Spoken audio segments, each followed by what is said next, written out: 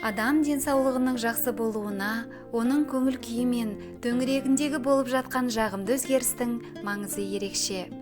Қуаныш, сүйініш, таңдану, сүйіспеншілік сезімдері адамның денсаулығына жақсы әсер етеді.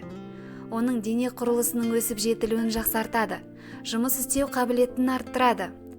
Ал болмашы нәрсеге күйіну, қайғы қасіретке түсу, немесе біреудің табысына қызғаныш білдіру, жек көру сезімдері адамның денсаулығын нашарлатады. Әлемге әйгілі ғалым Әбу Әли ибн Сина ауруларды емдеп, сауықтыруда дәрілер мен хирургиялық әдістерден бұрын жылы сөздің қажеттігін айтқан. Біздің ата-бабамыз сөздің әсер ету күшін біліп, көптеген мақал-мәтелдер қалдырған.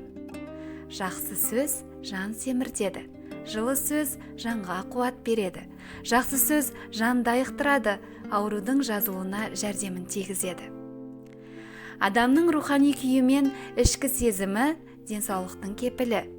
Көңіл күйді жадыратып, жүрекке жылы тиетін жақсы сөздер деніңіздің сау болуына әсер етеді. Себебі жан мен тән егіз. Халқымыздың жаны саудың, тәні сау деген мақал өмірден алынған.